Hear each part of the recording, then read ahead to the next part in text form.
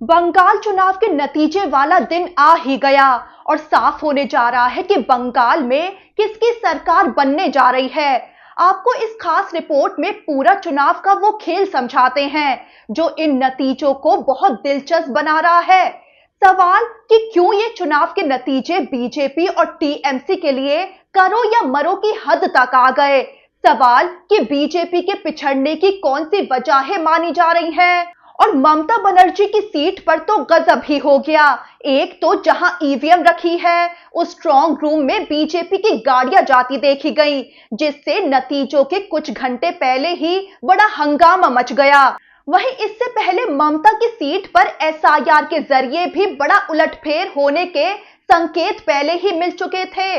और तो और ये भी देखा गया कि बीजेपी का कोई दिग्गज प्रचार के लिए ममता की सीट पर नहीं पहुंचा। ऐसे में सवाल उठे कि आखिर ये बीजेपी में ममता का डर है या ममता की हार की बड़ी प्लानिंग को अंजाम दिया जा चुका है। चलिए आपको चुनाव नतीजों से जुड़ी बड़ी खबरें बताते हैं जो आपके लिए समझना बहुत जरूरी है। सबसे पहले सवाल कि क्यों ये बंगाल चुनाव की जंग बीजेपी और टीएमसी के लिए करो या मरो की जंग बन गई। तो इस बार के चुनाव में बीजेपी हर पैंतरा अपनाते नजर आई। यहां तक कि एसआईआर, चुनाव आयोग से मिली भगत और सरकारी एजेंसियों के दुरुपयोग तक के उस पर गंभीर आरोप लगे।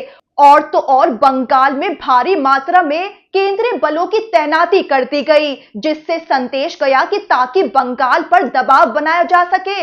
एक बहुत अहम बात यह है जो बीजेपी भी समझती है और विपक्ष भी, पश्चिम बंगाल को आज राजनीति का आखिरी किला माना जा रहा है। वजह साफ है क्योंकि उत्तर भारत, मध्य भारत और पूर्व के कई राज्यों में बीजेपी अपना झंडा गाड़ चुकी है, लेकिन बंगाल अब तक उसके हाथ नहीं आया। यही वजह है कि इस चुनाव में बीजेपी हर संभव कोशिश करती नजर आई। वहीं पूरे विपक्ष के लिए भी ये चुनाव उतना ही जरूरी है, क्योंकि अगर बीजेपी के रथ को रोका नहीं गया, उसके बढ़ते प्रभाव और एक तरफा ताकत को चुनौती देनी है, तो पश्चिम बंगाल में ममता की पार्टी का टिके रहना बहुत जरूरी है। अखिलेश यादव ने तो नतीजों से पहले ममता के लिए बड़ी बात भी कह डाली। वो बोले कि दीदी थी, दीदी है और दीदी ही रहेगी, बीजेपी उन्हें हरा नहीं सकती। तो साफ है कि क्यों दोनों तरफ से ये मुकाबला करो या मरो की जंग बन गया। वरना अगर बीजेपी बंगाल जीतती है तो बीजेपी का प्रभाव लगभग पूरे उत्तर, पश्चिम, मध्य और पूर्व भारत में फैल जाएगा और देश के विपक्ष का मनोबल गिर सकता है। विशेषज्ञ खुद कहते हैं कि लोकतंत्र के लिए बहुत एक तरफा राजनीतिक स्थिति भी ठीक नहीं मानी जाती। यानी कुल मिलाकर ये बंगाल चुनाव वो आखिरी किले की तरह है जिसके बाद पूरे देश पर बीजेपी का दबाव बढ़ जाएगा। और यही वजह है कि बीजेपी हर हाल में ये चुनाव जीतने की कोशिश करती दिखी। लेकिन ममता ने भी पीएम मोदी और अमित शाह के इस सपने को आसानी से साकार होने नहीं दिया।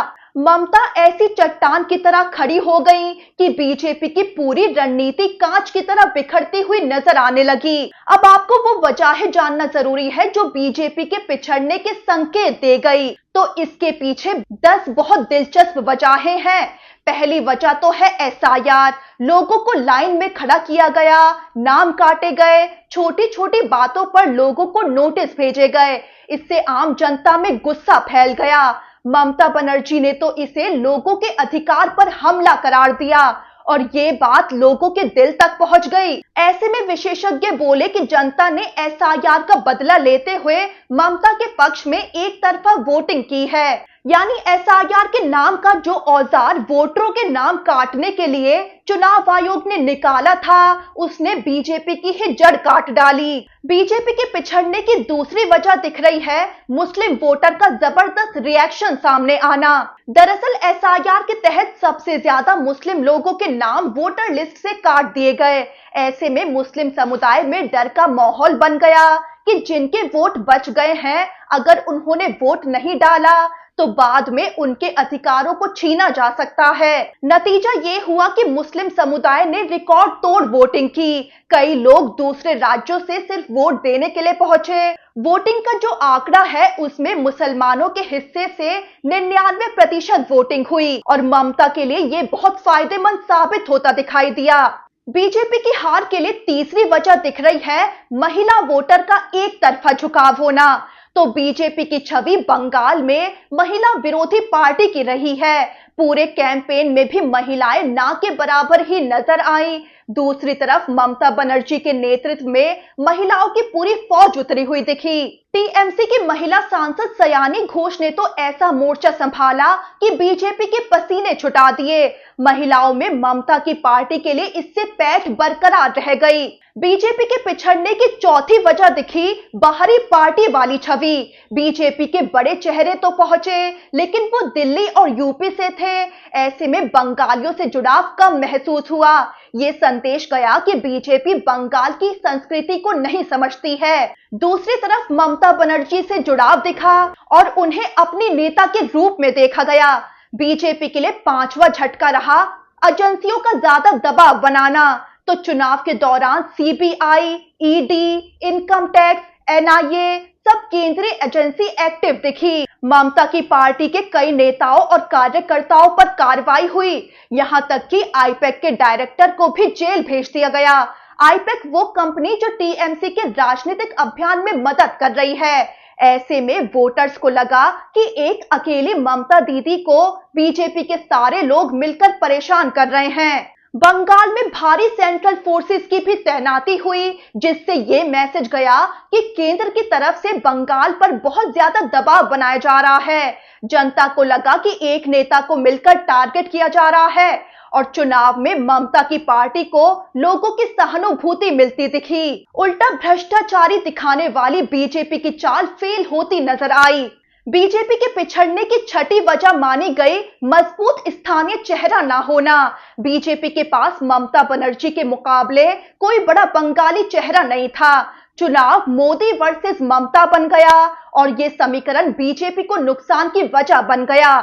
सातवीं वजह मानी जा रही है लोगों में दिल्ली से कंट्रोल होने का डर। ये नैरेटिव चला कि बीजेपी जीतती है तो बंगाल दिल्ली से चलेगा, फैसले दिल्ली से होंगे और स्थानीय नेताओं की भूमिका कम हो जाएगी। लोगों को लगा कि बीजेपी के आने के बाद उनका दर्जा कमजोर पड़ जाएगा। बीजेपी के पिछड़ने की आठवीं वजह मानी गई ममता की मजबूत इमेज। ममता बनर्जी की छवि डटे रहने वाली, जमीन से जुड़ी नेता की है। वो सड़क पर उतरकर लोगों के बीच जाती हैं। बीजेपी इस इमेज को तोड़ नहीं पाई। बड़े भ्रष्टाचार के आरोप भी ममता पर साबित नहीं कर सकी। बीजेपी की रणनीति फेल होने की नौवीं वजह ये दिख रही है नफरत की राजनीति का फेल होना।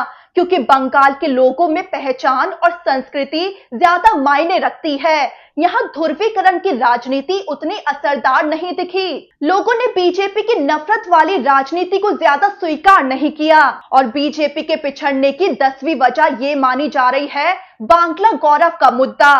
क्योंकि टीएमसी ने पूरे चुनाव को बंगाली अस्मिता पर खींच लिया। जॉय बांग्ला का नारा हर जगह गूंजा और बीजेपी इस मुद्दे पर कमजोर दिखी। कुछ बयानों और गलत संदर्भों ने तो उल्टा और बीजेपी को नुकसान पहुंचा दिया।